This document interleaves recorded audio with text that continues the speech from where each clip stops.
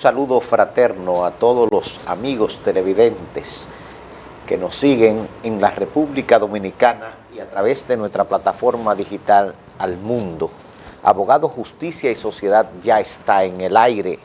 El toque de queda nacional e internacional, único programa jurídico de la República Dominicana, con un solo mandato, un solo propósito: la defensa de la Constitución, de los derechos fundamentales de todos los dominicanos. Ese es el mandato de Abogado, Justicia y Sociedad. Hoy vamos a iniciar con un tema que tiene un carácter social, económico y jurídico. Nos vamos a referir al toque de queda que se ha estado implementando en la República Dominicana. Es necesario que la población cumpla con las normas establecidas por Salud Pública, por el Ministerio de Salud Pública. Hay que cuidarse, hay que mantener la distancia establecida. Eso es necesario para poder seguir hacia adelante. Ahora, la restricción a los derechos fundamentales debe de ceñirse al derecho a reunión. ¿Y por qué planteamos humildemente esta idea? El contagio, la propagación del virus no se da mientras usted circula por el país, mientras usted circula por una carretera, por una autopista. Ahí no es que se da el contagio. El contagio se da con la reunión de personas, con el rompimiento del distanciamiento social. ¿Qué estamos diciendo? El gobierno, que ya se prolongó el toque de queda, debe de reflexionar y que se mantenga la restricción, pero concerniente a la libertad, al derecho de reunión. ¿Y qué está pasando? ¿Qué está pasando? Las autoridades del Estado Dominicano y al mismo Ministerio Público tienen que hacer una revisión con algunas actuaciones de miembros de la Policía Nacional. Es verdad que han trabajado hasta el cansancio. Es verdad que ya están agotados, trabajando por más de 6 meses con esta situación. No es fácil, es difícil la situación que ellos viven cada día, cada noche. Quitar esta restricción de la libertad de tránsito y que se pueda circular ayudaría a un descanso de la policía y del Ejército Nacional. Pero además está pasando algo peligroso con este toque de queda. A mí personalmente me han llamado varias personas, lo detienen en la hora pico al toque de queda o en el mismo toque de queda. Pero ¿qué hacen algunos miembros de los cuerpos del orden que están cobrando peaje? cobrando 500, 1,000 pesos y hasta 2,000 pesos y más. Apresan las personas, detienen las personas y luego entonces cobran un peaje para despacharlo. Así no, así no. Está cansado, vamos a sustituir a ese agente, pero no vamos a convertir una medida que busca la tranquilidad, la paz y la salud del pueblo dominicano en un foco de corrupción. Debemos de decir con claridad que uno de los cuarteles más estafadores y que tienden muchos de esos policías a cobrar peaje, el cuartel de Mari López. A las autoridades que vean quién está dirigiendo ese cuartel. ¿Cuál es el coronel que está ahí? En la zona sur son muchos los jóvenes que detienen y luego le cobran peaje. Responsablemente yo lo estoy diciendo. Eso no debe de hacerse. Esos policías, por ejemplo, que se dan a esa tarea, tienen que ser sancionados. Porque una cosa es que estén agotados, cansados, y otra cosa es que se presten a la corrupción. Precisamente un elemento que está siendo repudiado por la población dominicana. Así no, así no. Esa persona anda en la calle y tiene su permiso, déjelo en paz. Se presentó una emergencia, hay casos de fuerza mayor. Lamentablemente que no se le puede aplicar el principio de legalidad. Una persona que va con alguien enfermo, muriendo hacia un hospital, hacia una clínica, usted no puede aplicarle el toque de queda. Una persona que va corriendo, llamando a los bomberos, es decir, hay situaciones donde no se le puede aplicar la ley, porque la fuerza mayor rompe con el imperio de la ley. Entonces no es posible que el toque de queda lo estén aprovechando los policías para estar estafando y cobrando peajes a los jóvenes. De esa manera no. Reitero, entre ellos el cuartel de Mari López, responsablemente que revisen. Siempre se ha dado a la tarea de estar estafando y manipulando a la población. Los policías, la mayoría de ese cuartel, manipulando, robando. Así vamos a trabajar, así no. Nos vamos a una breve pausa, en solo segundos regresamos. Toque de queda o salud, ¿cuál de los dos? O corrupción, al regreso de la pausa.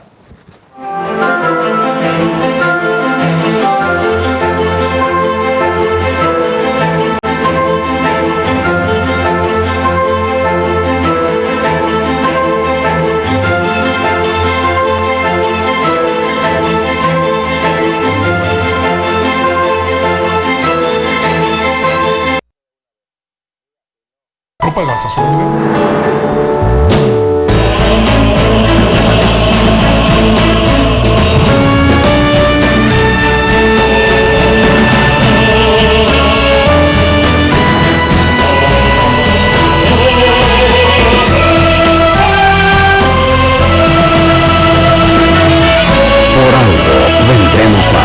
Desde los años 1952 y 1953, cuando el pintor y muralista español José Vela Zanetti plasmó 18 murales en las paredes internas del monumento a los héroes de la Restauración, que hasta la fecha pocos santiagueros han visto, 67 años después, Abel Martínez ha revolucionado la cultura de Santiago con más de 400 hermosos murales.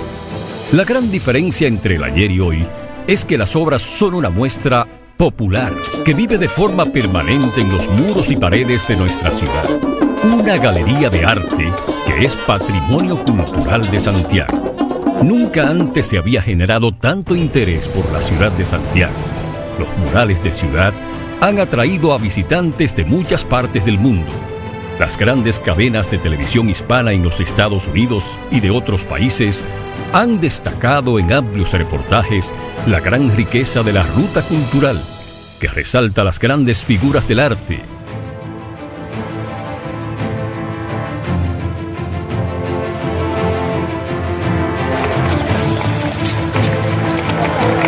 El deporte,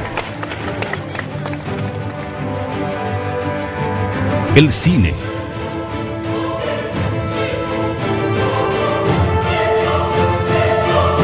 nuestras costumbres, los héroes libertadores y nuestros símbolos patrios y religiosos.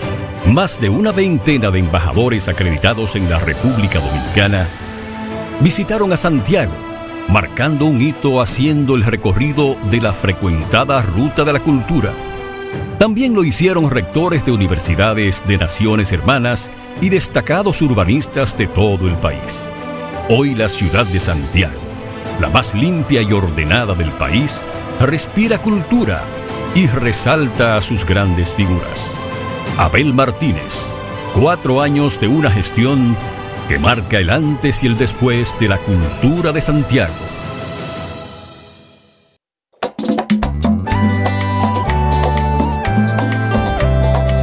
«50 años dan para mucho. Dan para recibir todo el cariño que nos motiva a trabajar por alcanzar nuestros sueños, para luego devolverlo en forma de legado, y para que ese legado nunca se pierda, y conservar la esencia del sabor dominicano. Hoy seguimos más que nunca al servicio de tu gusto. Bandón, 50 aniversario. Un legado que da gusto.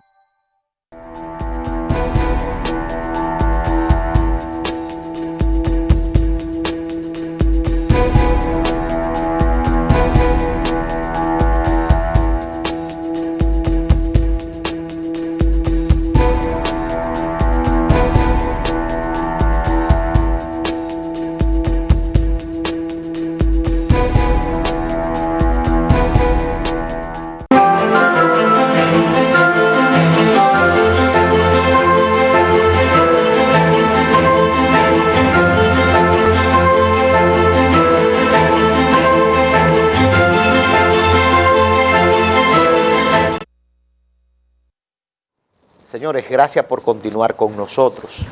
Ya está en el auditorium el profesor Francisco Hernández, quien es un batallador, un profesor, investigador y sobre todo colaborador de este programa, que tiene un solo objetivo, que es defender la población, no importa contra quién sea. No importa que sea contra el gobierno, vamos a estar claros, que sea contra la policía, contra el ministerio, contra quien sea. Yo estoy claro. Yo no tengo, por ejemplo, problema con eso de que si es fulano, si es... No. Contra quien sea, a favor del pueblo dominicano. Profesor, bienvenido una vez más. Bien, positivo, te faltó un dato. Sí. Que soy tu amigo. Más que todo. Más que todo. Positivo aquí. Sí. Presto para responder tus Profesor, inquietudes. En la justicia, sobre todo en la penal, no se puede trabajar, no se puede someter, no se puede investigar, no se puede juzgar, no se pueden ejercer los recursos sin el respeto al debido proceso. En el último programa quedamos en la audiencia preliminar con relación al respeto al debido proceso y a las garantías constitucionales. Por eso le prometimos a la población terminar las distintas etapas con relación a las garantías y al debido proceso. Bien, y hemos dicho también, para que quede claro frente Hay gente a esperando la amable esto, y amplia teleaudiencia de este canal y de este programa en especial, que los actores del sistema, todos, tenemos que proteger y garantizar el debido proceso de ley, porque hay plazos procesales, porque hay requisitos de forma y de fondo que los actos procesales interpartes deben cumplir. Si yo como abogado de una víctima hago una querella, tengo que hacerla dentro de los plazos, en la forma y cumpliendo los requisitos de fondo que la norma establece, porque eso también es debido proceso de ley. La gente a veces piensa que debido proceso de ley es que solo cuando el Ministerio Público arresta a alguien, debe protegerle sus derechos constitucionales, que cuando un juez ordena una actividad procesal determinada, debe cumplir los requisitos constitucionales, que el Ministerio Público no puede hacer determinadas actuaciones si no cuenta con una autorización de un juez. Sí, eso también. Y en lo fundamental, yo diría que es la parte del debido proceso de ley que atañe a la función del Estado, tanto en su ente persecutor, investigador, acusador, como lo es el Ministerio Público, como en su ente jurisdiccional, que es el que garantiza ese debido proceso de ley al momento de colocar sobre la mesa todo lo que las partes le llevan como pruebas, como evidencia de su actividad durante las etapas diversas del proceso y esencialmente como pretensiones que la jurisdicción debe resolver, debe valorar para luego entonces decidir la solución que le va a dar. Profesor, recapitulando, ¿cuáles serían las garantías más importantes que se debe de respetar en la audiencia preliminar y en qué consistiría ese debido proceso antes de pasar ya a lo que es el juicio? A mí me ha preocupado siempre un elemento que la Suprema Corte de Justicia no ha logrado por estar evadiendo su obligación de sentar jurisprudencia y unificar el sistema jurisprudencial dominicano. A mí me causa mucha preocupación ver la diversidad jurisprudencial que se da en nuestro país. No es posible que el sistema de administración de justicia penal no tenga fórmulas que impliquen una interpretación homogénea de aquellos puntos en los cuales la ley, la norma, no está lo suficientemente clara. Y entonces aquí uno se da cuenta que la Suprema Corte de Justicia, a través de la historia, viene resolviendo casuísticas, es decir, un caso particular que atañe a ciertos intereses lo resuelve de una manera. Por ejemplo, el caso de Félix Bautista, que la Suprema Corte de Justicia refrendó la decisión que había tomado el magistrado Alejandro Moscoso Segarra, una persona a la que yo le tengo mucho cariño y mucho respeto. Fuimos compañeros de estudio en la universidad y fuimos amigos ya luego que salimos de la universidad.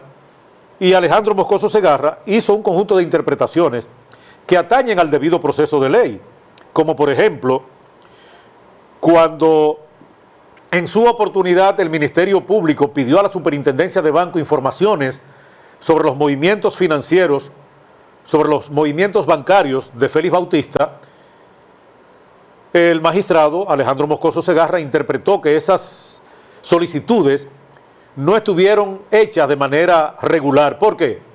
Porque él entendía que debía hacerla un juez de la instrucción, en ese caso él, que era el juez de la instrucción especial de ese proceso, debía el Ministerio Público cursar o a uno que fuera previamente seleccionado por la Suprema para la etapa preliminar, o sea, para la investigación preliminar del Ministerio Público.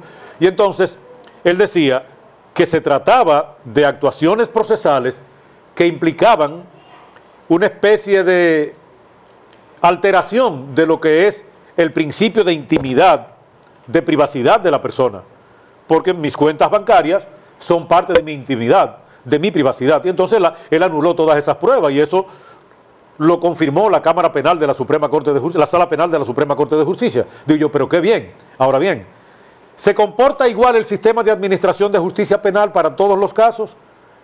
¿Le puedo yo proponer eso a un juez de la instrucción en Santiago, en Puerto Plata? ¿Me lo va a fallar conforme a ese criterio? No, porque la actividad jurisprudencial se ha convertido en una especie de casuística. Es decir, soluciones para casos concretos de acuerdo con ciertos intereses. Y en ese caso, yo asumo y entiendo que el debido proceso de ley entonces no está garantizado.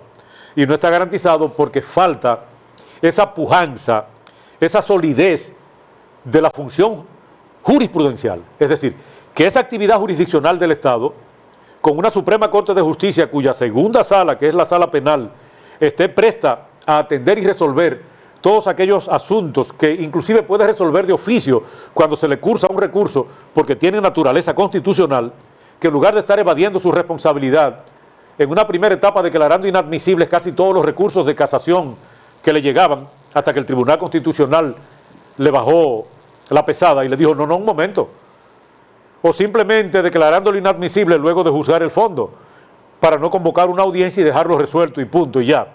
O sea, esa forma de rehuir la responsabilidad que tiene nuestro máximo tribunal actuando como Corte de Casación en materia penal, lamentablemente es lo que ha impedido que el debido proceso de ley se consolide de una manera lo más efectiva posible en la República Dominicana. Y en esa etapa de la audiencia preliminar, ya yo te pongo el ejemplo de lo que fue la solución que dio el magistrado Alejandro Moscoso Segarra, que inclusive yo la usé en la universidad en un módulo relativo a la actividad probatoria en el que yo impartí docencia. Yo la usé como referencia para demostrar hasta dónde llega la condición del juez que se sienta desde la óptica del debido proceso de ley a valorar todo lo que le colocan sobre la mesa y a tomar las decisiones que en buen derecho correspondan. Profesor, estamos diciendo entonces que los jueces de menor jerarquía no siguen lo que son las decisiones jurisprudenciales ni están obligados a hacerlo. Bien, lo primero que queremos establecer es que no existe una formulación jurisprudencial coherente, permanente. Hay temas en los cuales la Suprema Corte de Justicia ha sido dubitativa. Viene con una solución hoy y luego mañana se destapa con una diferente. Por ejemplo, te voy a poner un caso que atañe al debido proceso de ley, pero en donde el Ministerio Público no juega un papel determinante. Los casos de acción privada, en donde la víctima, a través de su abogado, se constituye en parte acusadora. Hay variación jurisprudencial. La Suprema Corte de Justicia en un momento determinado ha dicho: la querella que se presentó ante el Ministerio Público en un caso que ha sido convertido de acción pública a instancia privada en acción privada, no puede ser el elemento acusatorio ya frente a la jurisdicción. Por lo que, cuando el Ministerio Público decide convertir una acción pública a instancia privada en acción privada para darle a la víctima, a través de su abogado, la facultad de ser el acusador en un juicio ante el tribunal unipersonal, esa querella tiene que ser readecuada y tiene que ser formulada conforme a las exigencias que debe contener ya la acusación propiamente dicho. Pero esa jurisprudencia ha sido dubitativa. Entonces, ¿por qué tiene que ser dubitativa? Es decir, ¿por qué mañana la Suprema tiene que salir con una cosa totalmente diferente? Siéntala como una convicción sólida del sistema para que todo el que haga, luego de una conversión, una acusación privada, tenga que ceñirse a las reglas de forma y de fondo que están establecidas para la acusación cuando es el acto conclusivo del Ministerio Público. Entonces, no hay por qué mantener eso de manera dubitativa y entonces ahí lo que hace el sistema es desacreditarse. ¿Por qué?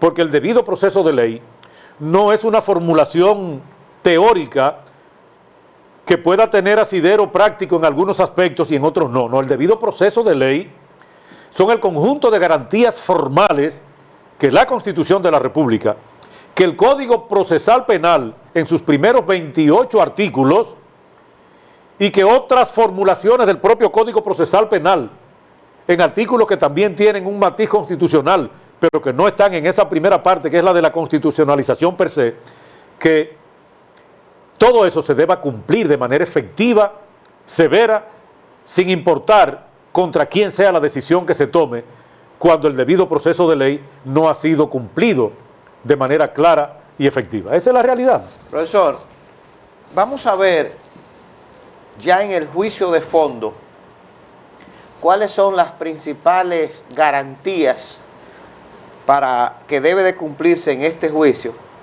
el debido proceso y algunos incidentes, porque muchas personas piensan que los incidentes no tienen que ver precisamente con la valoración, con la ponderación, con la flexibilidad del tribunal de escuchar a las partes y no verlo simplemente con un carácter de retardo de la justicia.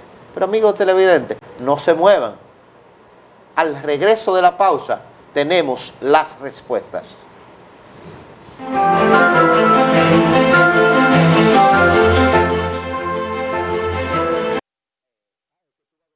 Propaganda su orden.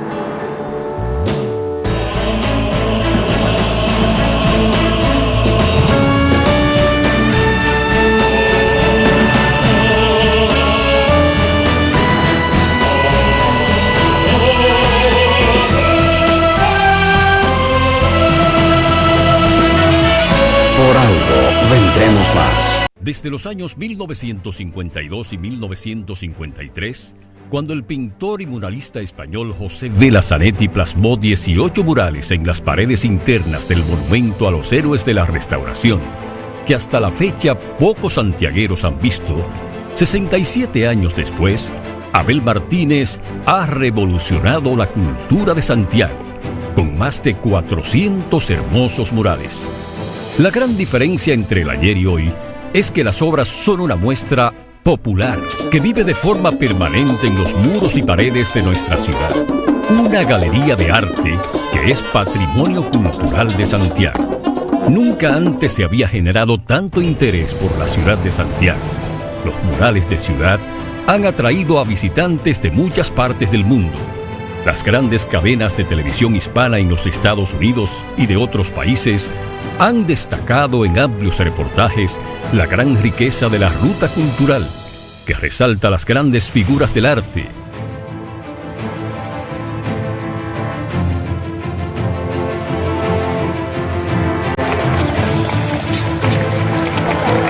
El deporte.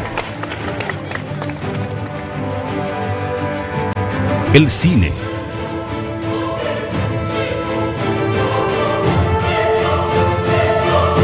Nuestras costumbres, los héroes libertadores y nuestros símbolos patrios y religiosos.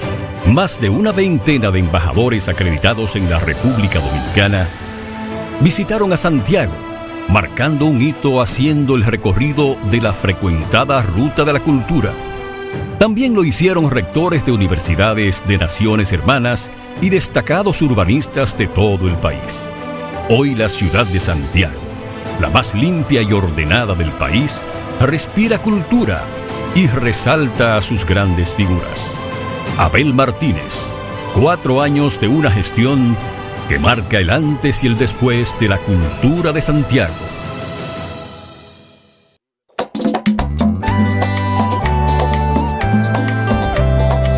«50 años dan para mucho. Dan para recibir todo el cariño que nos motiva a trabajar por alcanzar nuestros sueños, para luego devolverlo en forma de legado, y para que ese legado nunca se pierda, y conservar la esencia del sabor dominicano. Hoy seguimos más que nunca al servicio de tu gusto.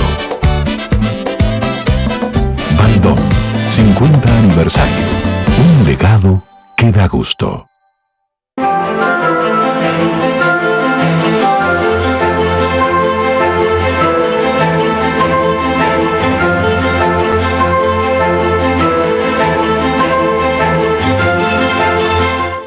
Señores, gracias por continuar con nosotros, conversando en esta ocasión con el profesor Francisco Hernández sobre lo que es el debido proceso y las garantías constitucionales en el proceso penal. Decíamos, antes de irnos a la pausa, cuáles son esas garantías, cuál es el debido proceso y los incidentes que deben de ser permitidos, que deben de ser acogidos por el juez. Bien, si nos vamos ya a la fase de juicio, debo decir que el juicio es el gran protagonista del proceso penal. El juicio es la formulación del proceso penal en que se produce la verdadera actividad probatoria. Y como las pruebas son las que condenan o descargan, los jueces no hacen más que analizar, razonar, conforme a la lógica, los conocimientos científicos y las máximas de experiencia, las pruebas que les son presentadas, ver su suficiencia luego de haberla pasado por el tamiz de la legalidad, porque la legalidad de una prueba puede ser cuestionada en cualquier estado de causa. No es solo ante el juez de la instrucción durante la audiencia preliminar, puede ser en juicio, puede ser en apelación, puede ser en casación y puede ser ante el Tribunal Constitucional, porque si la prueba no es legal, ya ahí se toca uno de los puntos y elementos más sensibles de las garantías constitucionales a que tiene derecho toda persona durante esa fase en la que los jueces deben tutelar de manera efectiva sus derechos. Entonces, el juicio tiene sus incidentes, pero los incidentes del juicio están en su mayoría determinados a partir de lo que establece el artículo 305 del Código Procesal Penal. Eso significa entonces que cuando a ti te notifican el auto de fijación de audiencia que ha dado el juez presidente del tribunal diciéndote qué día y a qué hora es la audiencia, a ti te empieza a correr de una vez un plazo de 5 días para tú hacer la formulación de los incidentes conforme a los cuales tú pretendes aniquilar el proceso, eliminar una irregularidad que esté afectando los intereses de la persona que tú representas, sea el imputado, sea la víctima. Y entonces, ese mismo artículo 305 es el que permite, a partir de una reformulación que se hizo en febrero del 2015 en la modificación al Código Procesal Penal, que aquellas pruebas que sean rechazadas o no sean admitidas durante la fase de la audiencia preliminar, tú tengas la oportunidad entonces, en ese plazo de 5 días que te da el 305, de presentar los incidentes que te permitan que esas pruebas sean admitidas o, en caso contrario, que esas pruebas sean excluidas luego del juez de la instrucción haberla admitido, siendo ilegales, irregulares o como sea. Entonces, esos son los incidentes que el legislador ha asegurado que tú tengas la oportunidad de presentar excepciones, incidentes, durante esa fase del juicio, antes de la audiencia y dentro del plazo que te da la notificación hecha respecto al auto de fijación de ese juicio. Ahora bien, es importante saber lo siguiente. El legislador también ha querido decir, bueno, también aquí, conforme al 305, vienen los incidentes que tienen que ver con la recusación o las inhibiciones. No. Es que si durante el juicio un juez demuestra parcialidad, un juez demuestra no puede haber plazo, un interés más allá, entonces tú tienes derecho a recusarlo en el momento que sea. De manera que en esa parte, entonces, hay incidentes que el legislador ha querido que se materialicen durante la etapa previa a la celebración de la audiencia, para que el tribunal inclusive pueda verlo y hasta fallarlo antes de llegar a esa audiencia, pero resulta que en la realidad práctica, y ya nuestra práctica procesal así lo ha consignado, tú puedes entonces presentarlo en el momento en que se presenten o surjan las condiciones o las necesidades de presentación de esos incidentes. Sobre esos incidentes, la forma, por ejemplo, recursiva, ¿se va con el fondo o se va separado?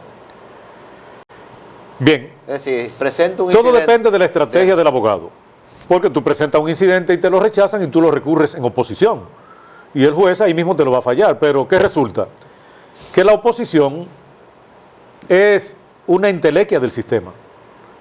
Porque en la oposición tú le vas a decir al mismo juez, mire, usted se equivocó, sí, rectifique, vuelva atrás de la decisión que yo le estoy pidiendo en un reconocimiento a que yo tuve la razón y que usted en una primera oportunidad me la quitó. Casi nunca lo hace. No, por Dios. No, por Dios. ¿Y entonces ¿qué es lo que tú haces?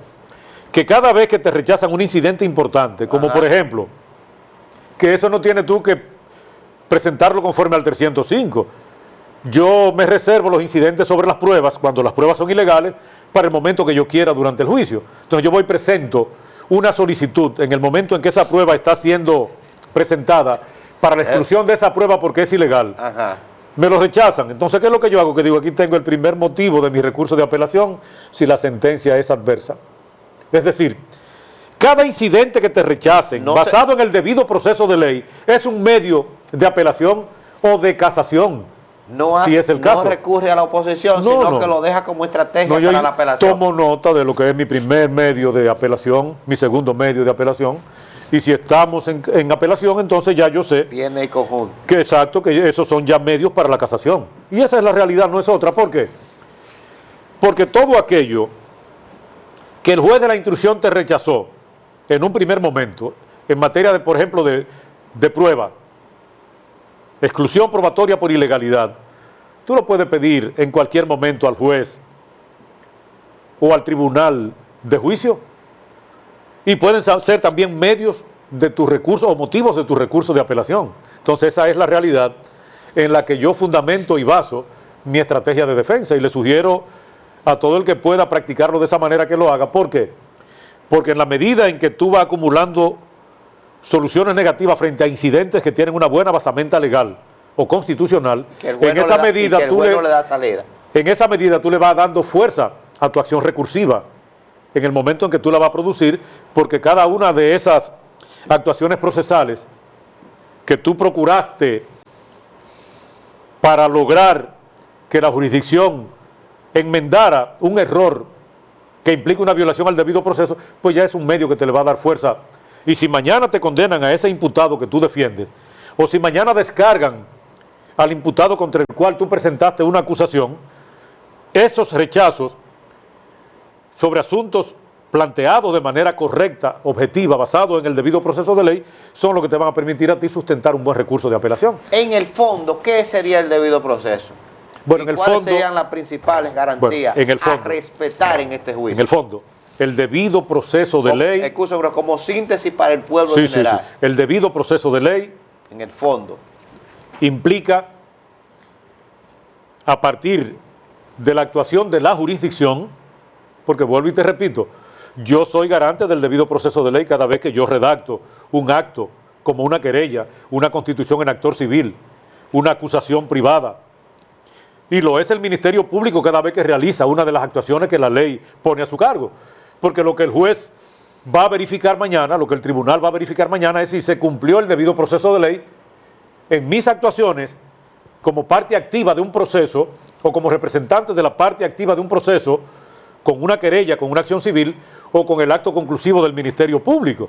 Entonces, nosotros tenemos que ser garantes del debido proceso de ley para que luego la jurisdicción pueda darle valor a lo que nosotros le hemos presentado. Ahora, ya desde el punto de vista de la jurisdicción, la garantía del debido proceso de ley se sintetiza en una fórmula que el legislador estableció de manera clara en el artículo 69 de la Constitución de la República. Se llama tutela judicial efectiva. ¿Qué es la tutela judicial efectiva? La tutela judicial efectiva es la que el tribunal realiza a partir de una actuación equilibrada, sin influencias externas, sin que nadie le dé órdenes, de forma independiente, con criterios basados en la interpretación que los jueces le dan a la ley, sin perder de vista que en algunos casos la interpretación es restrictiva, es decir, cuando se trata del imputado, el tribunal no puede ir y decir, en medio de la contradicción de dos normas, no, vamos a aplicarle esta porque es la que a mí más me acomoda. No, vamos a aplicarle la que más le beneficia, porque es lo que dice la Constitución de la República, indubio pro reo. Es decir, si hay dos normas que se contradicen respecto a un asunto elemental en que el interés de la defensa envuelve una proposición al tribunal para una solución favorable al imputado, entonces la interpretación tiene que ser a favor de ese imputado. ¿Por qué? Porque la duda lo favorece tanto en los hechos como en el derecho. Entonces, la tutela judicial efectiva implica el comportamiento que el tribunal, que los jueces deben mantener durante la actividad procesal que concierne a su jurisdicción. En este caso, por ejemplo, un tribunal de juicio tiene que asegurar que esa prueba que se está presentando sea legal. Pero luego, al analizar el contenido y alcance de esa prueba, tiene, aplicando los conocimientos científicos, la máxima de experiencia, la lógica, tiene entonces que hacer una buena motivación en el sentido de por qué descargó o por qué condenó, por qué la prueba fue suficiente, por qué la prueba ligó a esa persona al hecho imputado de una manera que no deja lugar a dudas, o por qué esa prueba no fue suficiente y por consiguiente lo que procede es el descargo. Es decir, la tutela judicial efectiva es lo que asegura que ese debido proceso de ley, que está garantizado por un conjunto de normas constitucionales y procedimentales, se cumpla en la práctica. Y para eso entonces el juez necesita objetividad, independencia. El juez necesita ser la balanza de la diosa Temis. Es decir, el juez no puede oscilar, porque entonces en la balanza el juez es el fiel. Es decir, el juez es la parte vertical. Y si la parte vertical de la balanza se movió, se cayó. Esa balanza no se puede, se mueven ambos lados, que son las partes. Pero el fiel de la balanza, que es el juez, no puede oscilar más que por efecto de la actividad probatoria. Si al juez le prueban una cosa, no hay dudas, no tiene por qué hacer una cosa diferente a lo que la prueba le dijo. Pero si no le prueban, el juez no puede, porque el pueblo, porque el caso es escandaloso, porque no se trata de salir a buscar culpables y ya, no, es que hay que probarle a esa persona que fue el autor de ese hecho, con pruebas que no dejen lugar a duda. Y por lo tanto la prueba tiene que ser certera, la prueba tiene que ser suficiente. A propósito, profesor, de las pruebas en la fase del juicio, algunos estudiosos del derecho de maestría se preguntan cuál es la relación de ese plano axiológico de la sentencia con las pruebas. Es decir, se habla mucho del plano axiológico, pero ese plano, de una forma u otra, está relacionado con la prueba. ¿Cómo es que el juez debe de actuar, precisamente fundamentado en las garantías, en el debido proceso, en la tutela judicial efectiva? ¿Cómo debe desarrollar en esa sentencia, partiendo de que ese plano axiológico, que mucha gente consideran los que no se meten bien en la sentencia, no le dan tanta importancia al plano y se van casi siempre a lo fáctico y al plano jurídico, y como que eso no importa? Yo quisiera ver el parecer suyo, porque la mayoría de gente que le oigo hablar del derecho casi nunca se refiere a ese punto de la sentencia. Sí, mira, toda sentencia tiene tres planos que son perceptibles a simple vista. Un plano fáctico, es decir, hay un hecho que se juzgó. Un plano normativo, ese hecho que se juzgó fue subsumido en una normativa que establece que ese tipo de conducta a la que se refiere el plano fáctico implica un delito, implica una infracción a la ley penal, y hay un plano probatorio. Esos son los tres planos perceptibles de toda sentencia: plano fáctico, plano normativo y plano probatorio. Ahora bien, ¿Y el plano axiológico? Ese plano axiológico, profesor, ese plano axiológico al pueblo, al mundo que nos está viendo. Gracias, señores. Aprovecho este momento con la anuencia suya, profesor. Canal 29, Canal 25, Canal 16, Canal 57, Canal Matriz, Canal 51 en Estados Unidos, Canal 43, 42. Gracias, señores, a todos los directores, a todo el personal de cada uno de estos canales por hacer posible Abogados, Justicia y Sociedad. El plano axiológico tiene una gran importancia en lo que es juzgar, condenar o absorber a una persona. Al regreso de la pausa. Oye.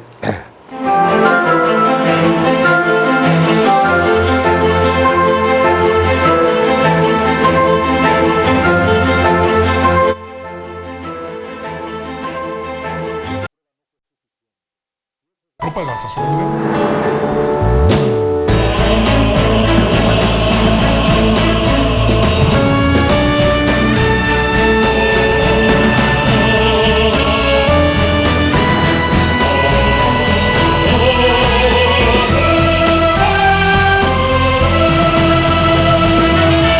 Por algo vendremos más. Desde los años 1952 y 1953, cuando el pintor y muralista español José Vela Zanetti plasmó 18 murales en las paredes internas del monumento a los héroes de la Restauración, que hasta la fecha pocos santiagueros han visto, 67 años después, Abel Martínez ha revolucionado la cultura de Santiago, con más de 400 hermosos murales.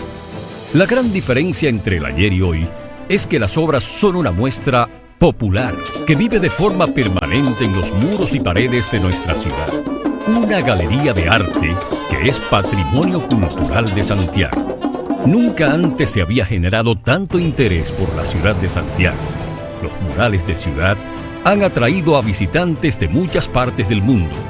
Las grandes cadenas de televisión hispana en los Estados Unidos y de otros países han destacado en amplios reportajes la gran riqueza de la ruta cultural, que resalta las grandes figuras del arte.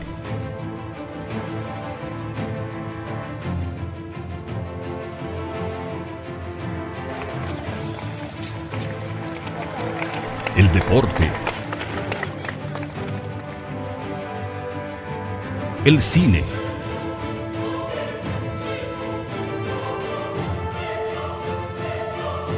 nuestras costumbres, los héroes libertadores y nuestros símbolos patrios y religiosos. Más de una veintena de embajadores acreditados en la República Dominicana visitaron a Santiago, marcando un hito haciendo el recorrido de la frecuentada Ruta de la Cultura. También lo hicieron rectores de universidades de naciones hermanas y destacados urbanistas de todo el país. Hoy la ciudad de Santiago, la más limpia y ordenada del país, respira cultura y resalta a sus grandes figuras. Abel Martínez, 4 años de una gestión que marca el antes y el después de la cultura de Santiago.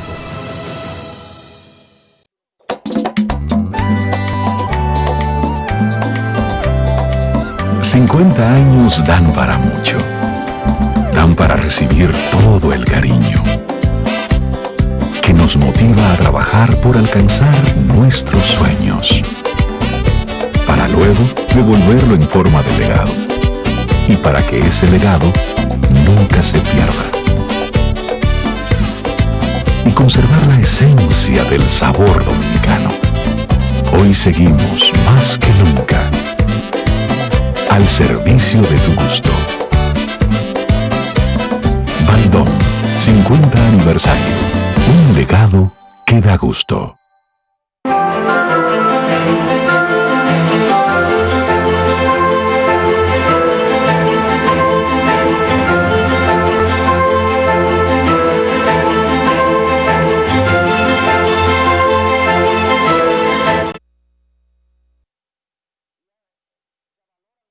Trabajo que uno hace, señores, esto es en vivo.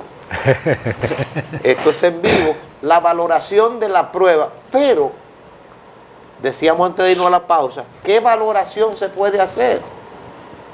Si usted no maneja, si usted no sabe estructurar el plano axiológico, ¿cuál es la idea, profesor? Bien, mira, lo primero es que el plano axiológico de una sentencia es un plano poco perceptible para el que está acostumbrado a ver que hubo un hecho, que hubo una norma violada y que hubo pruebas que no fueron suficientes o que fueron suficientes. Y entonces hubo una sentencia que condenó o descargó. Pero ¿qué pasa? Que cuando el legislador ha establecido las fórmulas para la valoración probatoria y dice la lógica, los conocimientos científicos, la máxima de experiencia, está dando la idea de algo que en la práctica muchos de los profesionales del derecho, abogados, jueces, fiscales, Todo. no dominamos y no manejamos. ¿Por qué? Porque los estudios universitarios no fueron suficientes en materia de filosofía, sociología. Y por ejemplo, cuando nos dieron sociología jurídica. Jean Carbonell, un autor francés muy bueno, pero de hace ya muchas décadas, que nos da un conjunto de orientaciones y hay formulaciones generales que nos dan buena base para entender la sociología del derecho, la sociología jurídica. Bien, perfecto. Y nos vamos entonces a filosofía jurídica. Pero hay una base previa de filosofía general que no tenemos. Entonces, la lógica, los conocimientos científicos, pero ¿conocimiento científico en qué sentido? ¿Conocimiento científico en el marco de la medicina? No, porque para eso existe el perito médico que le va a decir al tribunal la condición de esa herida, la forma en que se produjo la muerte, el tiempo que tenía la persona fallecida cuando fueron a levantar el cadáver, y el juez lo va a entender porque el conocimiento científico en ese sentido lo tiene ¿quién? El perito médico. Lo mismo que el perito dactiloscópico le va a decir al juez porque esas son mis huellas en el momento en que se produjo el análisis de esas huellas encontradas en un lugar determinado. Bien, conocimiento científico ¿en qué sentido? Es decir, conocimiento científico de la realidad sociocultural en que uno se desenvuelve. Y por consiguiente, conocimiento científico que arrastra la filosofía, que arrastra la sociología, y esa condición axiológica de la sentencia, que también está envuelta en la parte que tiene que ver propiamente con la redacción, es decir, esa parte es poco perceptible también. Pero tú, por ejemplo, analizas una sentencia que produce un tribunal cubano, un juez de Cuba, y tú dices, wow. O te vas y analizas una sentencia que produce un juez de Costa Rica, y entonces tú dices, pero ven acá, ¿y cómo este juez pudo sintetizar en 20 páginas lo que le hubiera costado 100 páginas a un juez dominicano sintetizar? Entonces, esa parte que tiene que ver con lo axiológico, envuelve también lo ético, y lo envuelve en la forma en que, cuando tú analizas una sentencia y ves que en la actividad probatoria el hecho no se probó, pero hubo condena, entonces tú dices, ¿en base a cuáles conocimientos científicos? ¿En base a qué máxima de experiencia? ¿Y en base a qué lógica se produjo esta condenación? ¿Qué valoración fue que hizo? Entonces, ¿qué valoración fue que hizo? ¿Fue esa una valoración lógica? Científica. ¿Científica? O cuando tú ves que el juez se toma la molestia de poner todo lo que dijo el testigo, que fueron sus notas, porque no lo puede poner el secretario, porque viola el debido proceso de ley en lo que respecta a la oralidad, pero el juez sí puede tomar sus notas. Y de esa nota que el juez puso, saca con pinza lo que le permita adecuar su decisión a determinadas fórmulas e intereses. Entonces, en ese sentido yo digo, espérate, ¿y dónde estuvo el manejo axiológico que el juez dio a su decisión? Es decir, ¿dónde estuvo el equilibrio con que él colocó sobre la mesa todos los puntos para llegar a la afirmación de que esto fue incontrovertido? Y si fue incontrovertido, entonces, ¿por qué estas notas dicen que sí? Que fue controvertido y lo fue de forma tal que él tuvo la oportunidad de aún dando la misma decisión que dio, hacer una mejor formulación del resultado de su razonamiento que lo llevó a ese punto. Es decir, el juez lo que hace es razonar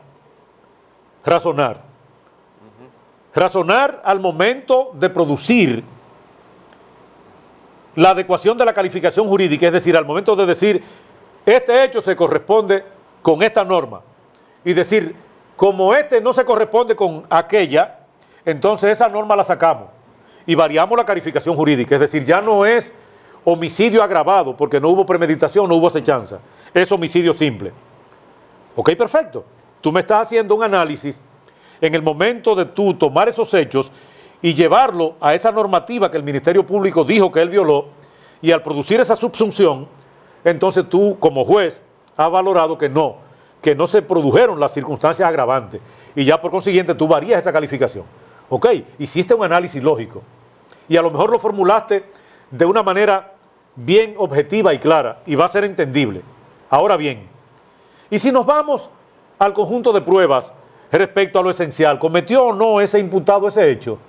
¿Tú piensas que le está haciendo un favor reduciéndole la posibilidad de la fuerza de la sanción para que en lugar de 30 sea de 3 a 20? Y lo otro, es decir, el Ministerio Público te probó de manera real que él cometió ese hecho. Y vamos a ver el análisis que tú hiciste, el razonamiento que tú hiciste, ya no para verificar dónde se ubica el hecho imputado, sino si ese hecho imputado fue probado más allá de toda duda razonable, y cómo tú manejas en tu interpretación, en tu análisis, en tu razonamiento, esas pruebas que te permitieron llegar hasta ahí. Entonces ahí también está, que es bueno que tú lo sepas, el plano ético de las decisiones judiciales. Totalmente. Profesor, siempre queda un espacio. Bueno. Siempre queda un espacio, pero qué bueno. Eso genera otro programa. Gracias por compartir con nosotros, y este programa es suyo. Y a ustedes, amigos televidentes, no se pueden perder este próximo fin de semana el toque de queda nacional e internacional. Abogado, justicia y sociedad. Y como siempre, que Dios le bendiga.